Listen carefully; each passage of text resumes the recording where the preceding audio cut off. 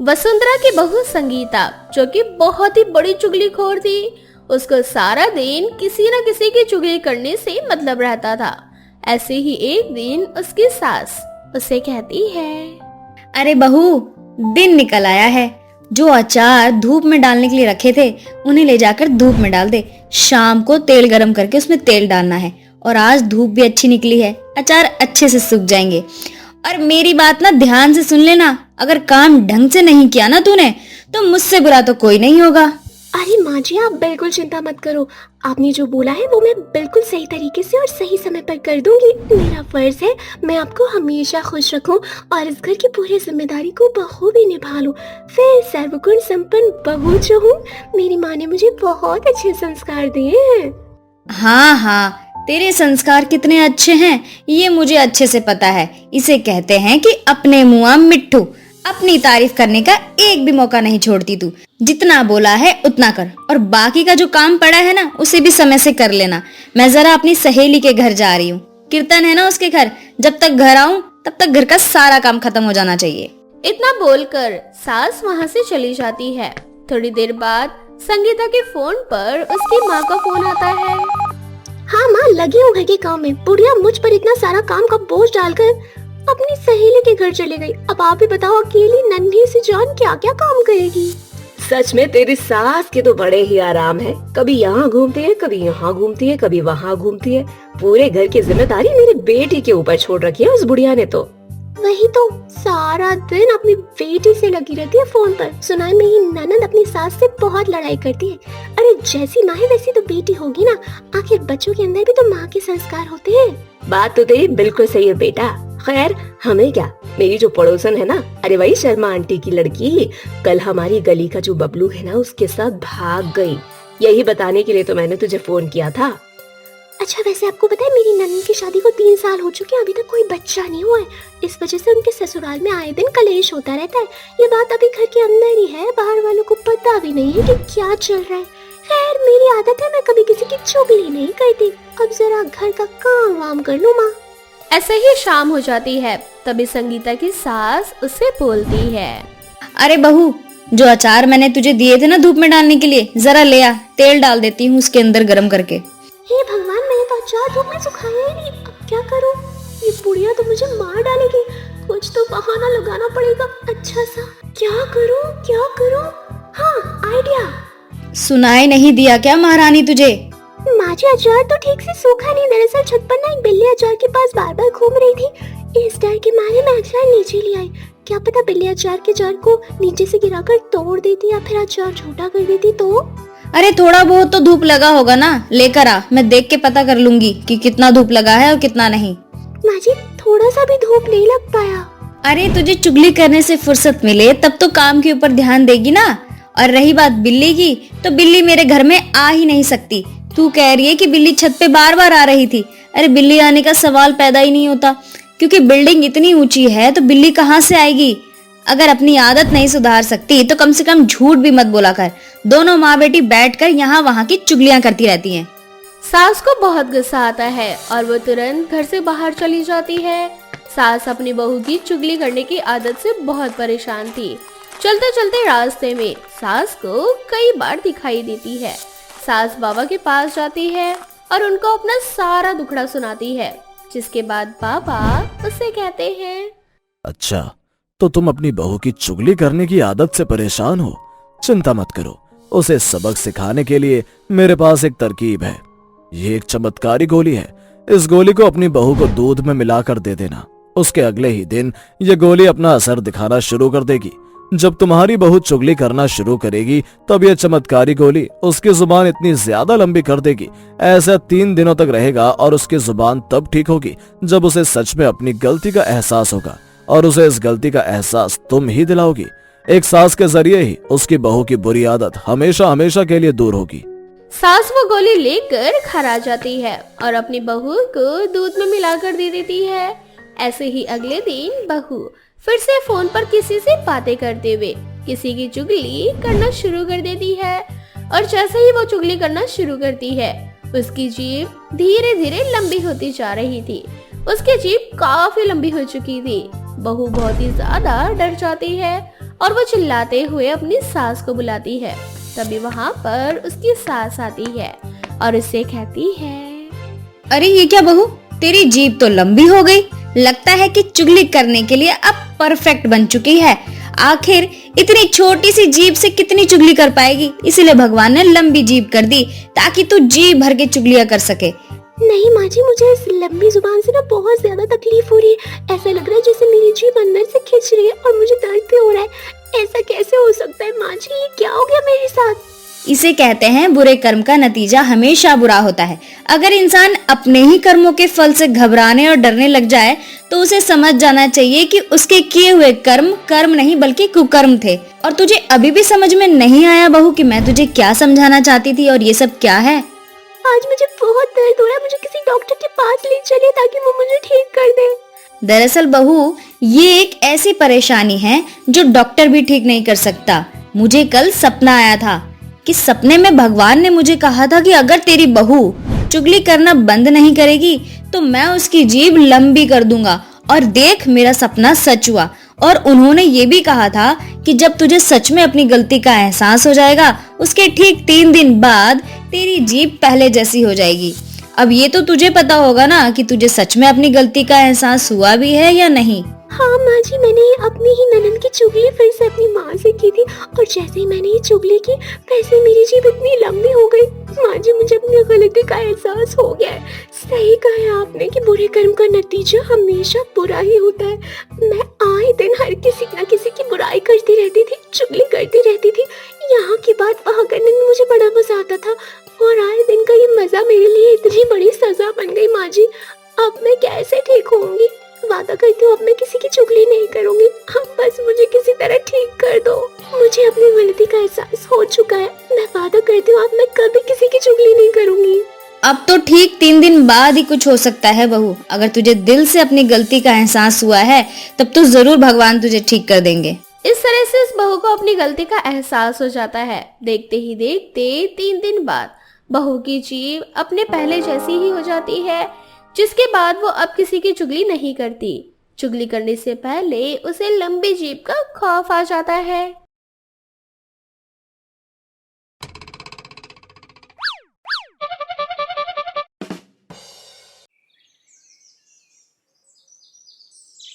सुमित्रा एक पहलवान थी जो अपने अखाड़े में हर लड़कियों को पहलवानी सिखाया करती थी, क्योंकि सुमित्रा का मानना था कि लड़कियों को ताकतवर होना चाहिए ताकि वो आने वाले हर मुसीबत से खुद सामना कर सके।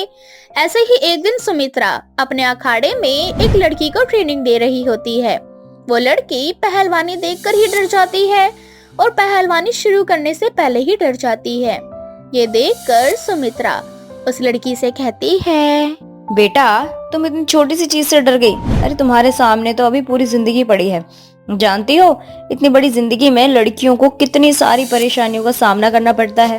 मैं जानती हूँ, पर फिर भी मैडम मुझे पहलवानी नहीं करनी। मुझे इन सब चीज से घबराहट होती है। मैं तो बस यहाँ अपनी फैमिली की जिद करने पर आई हूँ।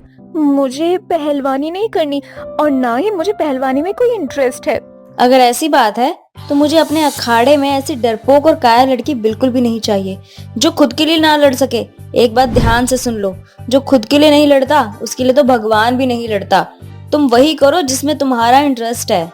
इतना बोलकर सुमित्रा उस लड़की को अपने अखाड़े से निकाल देती है, क्योंकि सुमित्रा ऐसी लड़कियों को अपने अखाड़े में नहीं रखना चाहती थी जिसे पहलवानी में इंटरेस्ट ना हो। अब कुछ देर बाद सुमित्रा का बेटा अमित उसके पास आता है, जहाँ वो अपनी माँ से कहता है, माँ बाप की उम्र हो गई है, अब आपको घर में बैठकर बहू के हाथों की रोटी तोड़नी चाहिए, ना कि अखाड़े में लोगों की हड्डियाँ। आखिर आप कब तक की पहलवानी करती रहोगी? मेरा तो बेटा एक ही सपना था कि मेरा बेटा भी मेरी तरह पहलवान बन सके, पर मेरा बेटा तो अपने बाप की तरह डॉक्टर बन गया। इसलिए अब मैं चाहती हूँ कि जब तक मेरे घर में मेरी जैसी पहलवान बहू ना आ जाए तब तक मैं पहलवानी करूँगी। अपनी माँ की बातें सुनकर अमित वहाँ से चला जाता है। अब इसी तरह से कुछ दिन बीत जाते हैं और एक दिन सुमित्रा के अखाड़े में एक अंजलि नाम की ऐसी लड़की आती है जो अखाड़े के सारे दाव पेच बहुत अच्छे से जानती थी। तुम कौन हो बेटा? और तुम्हें पहलवानी के सारे दाव पेच बखूबी आते हैं। आखिर तुम मेरे अखाड़े में अपना दाखिला करवाने क्यों आई हो? मैडम, मैं तो पहले से ही एक पहलवान हूँ और मैं इंटरनेशनल चैंपियन भी हूँ, पर मैं क्या करूँ, मैं एक लड़के के प्यार में हार गई हूँ और काफी पता करने पर मुझे पता चला कि लड़का आपका बेटा है। कैसी अजीब लड़की हो, अपनी शादी की बात खुद करने चली आई। क्या करती मैडम, मेरे पापा पहलवानी के बारे में कुछ नहीं जानते। वो आते तो आपसे राम सलाम ही करते और अगर आपका दिमाग घूम जाता तो आप मेरे पापा को उठाकर पटक देती और बेचारे मेरे पापा की तो हड्डियां ही टूट जाती। इसीलिए मैंने सोचा कि एक पहलवान से बात करने के लिए तो एक पहलवान को ही जाना चाहिए। अंजलि का ये मस्त मिजाज देखकर सुमित्रा को अंजलि बहुत पसंद आती है और वो मन ही मन अंजलि को अपनी बहू के रूप में स्वीकार कर लेती है। अब अंजलि के कहने पर सुमित्रा अमित से बात करती है और सुमित्रा को पता चलता है कि अमित भी अंजलि को पसंद करता है, बस थोड़ा भाव खा रहा था। तुम आजकल के बच्चे ना कभी नहीं सुधरने वाले। जब तूने मेरे लिए बहू देख ही ली थी तो मुझे बताया क्यों नहीं? वैसे तो बड़ा बोलता है, माँ पहलवानी छोड़ दो, मैं नहीं चाहता कि आप इस उम्र में पहलवानी करो। तू सच में चाहता भी है कि तेरी माँ पहलवानी छोड़ दे? मैं चाहता तो हूँ कि अब आप भी घर में बैठ जाओ, पर क्या करूँ, अंजलि की बच्ची ने मुझे अपने पीछे बहुत दौड़ाया था, इसलिए मैंने भी उसे थोड़ा परेशान करने के लिए ये सब किया। अब क्या था, सुमित्रा को पता चल चुका था कि अमित ने उसके लिए बहू देख ली है। अब बहुत जल्द सुमित्रा अपने बेटे की शादी अंजलि से करवा देती है। शादी होने के बाद सुमित्रा अपनी पहलवानी छोड़कर घर में बैठ जाती है और उसका अखाड़ा उसकी बहू संभालती है। ऐसे ही एक दिन अंजलि के अखाड़े में कुछ गुंडे आते हैं जो अंजलि को धमकी देते हैं। अपनी सास को कह दे कि अपना अखाड़ा बंद कर दे, अगर इसने अपना अखाड़ा बंद नहीं किया तो बड़े मालिक तुम्हारे पूरे खानदान को उड़ा देंगे। तुम्हें जो बकवास करनी थी कर ली ना, अब निकलो मेरे अखाड़े से। अब अंजलि घर आकर सारी बात अपनी सास को बताती है, जिस पर सुमित्रा अंजलि से कहती है, बहू तू फिक्र मत कर, ये गुंडे हर महीने आकर तुझे यूं ही धमकाएंगे, तू बस हार मत मानना। ये गुंडे जानबूझकर ऐसा करते हैं ताकि हम अपना अखाड़ा बंद कर दें, क्योंकि हर साल हमारे अखाड़े से ज्यादा लड़कियां पहलवानी के लिए आती हैं और हर साल जीत कर जाती हैं, जिस वजह से उस बड़े मालिक का अखाड़ा नहीं चल पा रहा। मैं सब समझ गई माँ, इसीलिए आप चाहती थी कि आपकी कोई पहलवान बहू आए, क्यों? तू सच में बहुत समझदार है बहू। अब अंजलि भी उन गुंडों की धमकियों से नहीं डरती। समय यूं ही बीतता जाता है और बड़े मालिक एक दिन जब अंजलि और अमित बाहर घूमने जाते हैं तो उनके कार का एक्सीडेंट करवा देता है, जिसमें अंजलि अपना एक पैर गंवा देती है। अंजलि के लंगड़ी होने के बाद एक एक करके लड़कियां भी पहलवानी छोड़ने लगती है और बड़े मालिक के अखाड़े में जाकर प्रैक्टिस की तैयारियां करती है। ये देखकर सुमित्रा की चिंता बढ़ने लगती है, क्योंकि उसने अपने बेटे से वादा किया था कि बहू आने के बाद वो पहलवानी नहीं करेगी। तो वही दूसरी ओर अपनी सास को इतना परेशान देखकर अंजलि सुमित्रा से कहती है, माँ जी, ये सब कुछ मेरी वजह से हुआ है। आपकी लंगड़ी बहू की वजह से आज आपका अखाड़ा बंद होने के कगार पर आ गया है। नहीं बहू, इसमें तेरी कोई गलती नहीं है। ये सब चाल तो उस बड़े मालिक की है। मेरे हाथ अभी बंधे हुए हैं, वरना मैं इस लड़ाई को अकेले ही लड़ लेती। अपनी सास को इतना लाचार देखकर अंजलि को बहुत बुरा लगता है और रात को जब अमित घर आता है तो अंजलि अमित से अपनी सास के लिए बात करती है। अमित, माँ को अपनी कसम से आजाद कर दो। मैं मानती हूँ माँ की उम्र हो गई है, पर उनकी हड्डियों में अब भी इतनी ताकत है कि वो अकेले 10 पहलवानों से लड़ सके। माँ का बस एक ही सपना है कि वो अपने अखाड़े को शहर के बेस्ट अखाड़ों में से एक बना सके। अंजलि, मुझे तुम्हारे या माँ के पहलवानी से कोई एतराज नहीं है।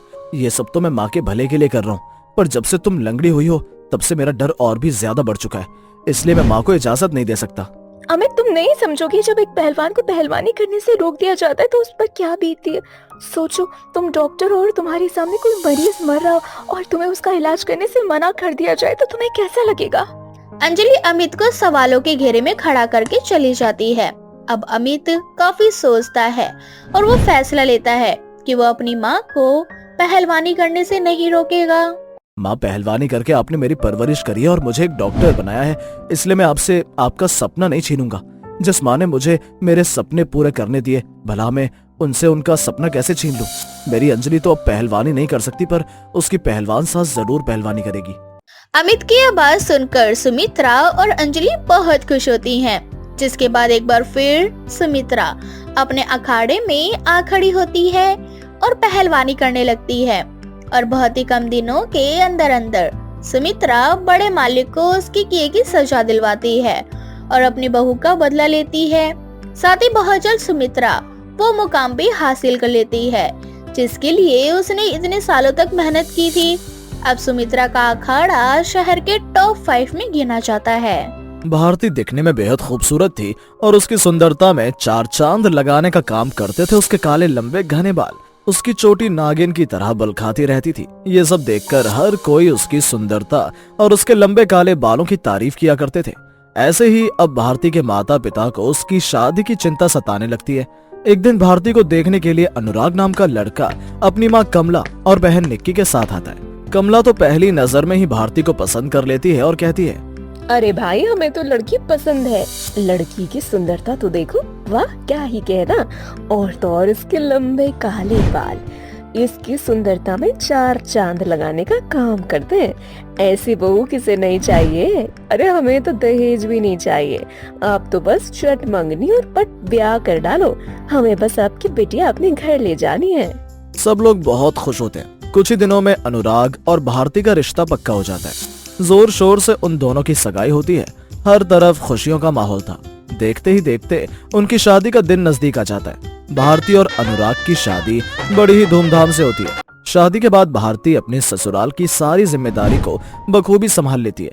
ऐसे ही एक दिन भारती के ससुराल में उसकी मौसी सास करुणा आती है। करुणा भारती के बालों को देखकर कहती है, अरे भारती बहू, तेरे बाल तो बड़े ही सुंदर हैं। ऐसा लगता है जैसे नकली बाल लगा रखे हैं तूने। करुणा के मुंह से ये सुनकर भारती घबरा जाती है, जैसे उसकी कोई चोरी पकड़ी गई हो। भारती घबराते हुए बोलती है, नहीं नहीं मौसी जी, एकदम असली बाल हैं।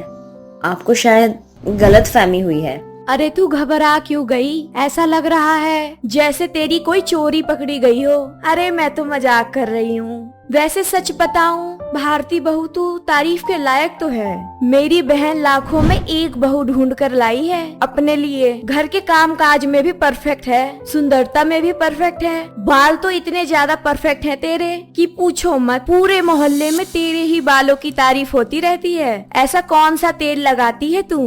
कुछ भी तो नहीं, जैसा आप लोग नॉर्मल करते हैं तेल वगैरह, वही मैं भी करती हूँ अपने बालों के लिए। कुछ भी एक्स्ट्रा नहीं करती। सब कुछ तो भगवान की देन है मौसी जी। अगर बुरा ना लगे तो क्या मैं तेरे बालों को छूकर देख सकती हूँ? भारती करुणा के मुंह से ये बात सुनकर बहुत ही ज्यादा घबरा जाती है और उसे एकदम से कोई बात याद आती है जिसमें एक बूढ़ी औरत भारती से कहती है, ध्यान रखना, इस जादुई बाल को कोई भी व्यक्ति ना छूने पाए।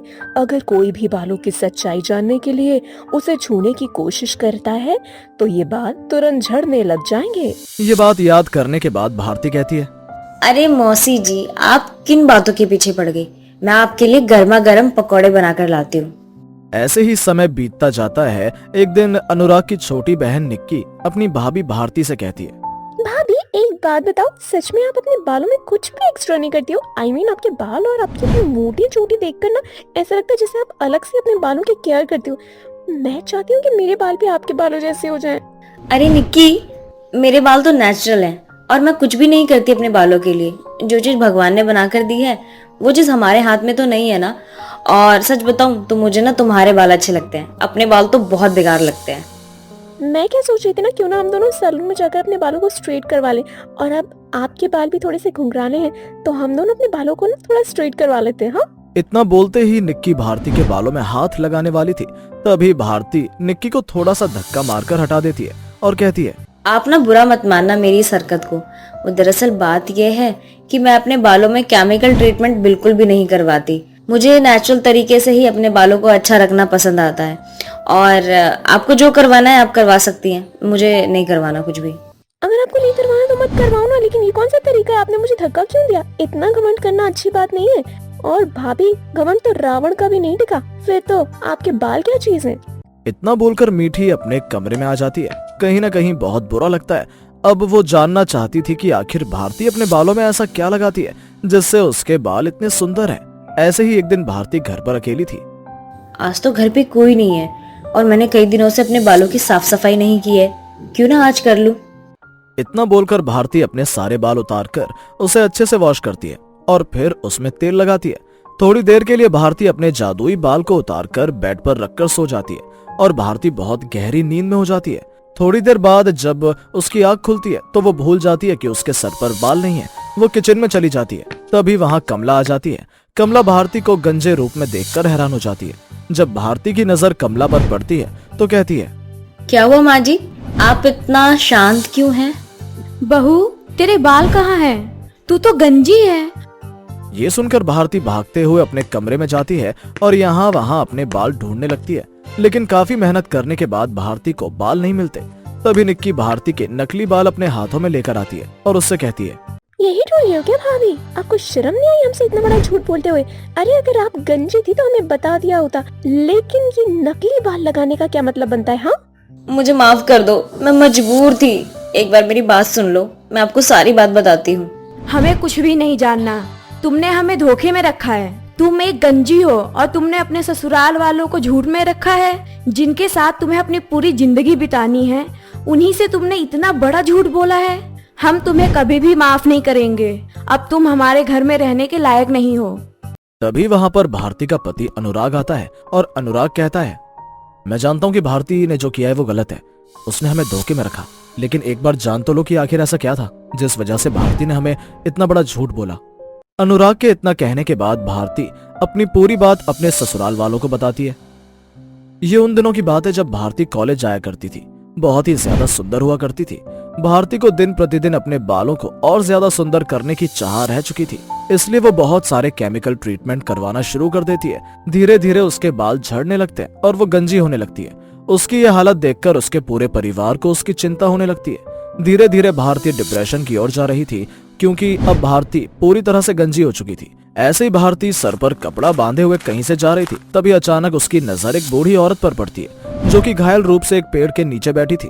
हर कोई उसे देखकर नजरअंदाज कर देता, लेकिन भारती उसके पास जाती है और उसे अस्पताल ले जाकर उसकी मरहम पट्टी करवा देती है। तभी वो बूढ़ी औरत एक जादूगरनी का रूप ले लेती है और भारती से कहती है, घबराओ नहीं भारती, मैं एक जादूगरनी हूँ। मैं बस यहाँ से भटक रही थी, तभी देखा कि तुम बहुत ही ज्यादा परेशान हो। तुम्हारी परेशानी जानने के लिए ही मैंने ये सब किया, और सच बताऊं तो तुम दिल की बहुत अच्छी हो। अपनी परेशानी को छोड़कर तुमने जब मुझे घायल देखा तो मेरी मदद करने के लिए चली आई। बताओ आखिर क्या परेशानी है तुम्हारी?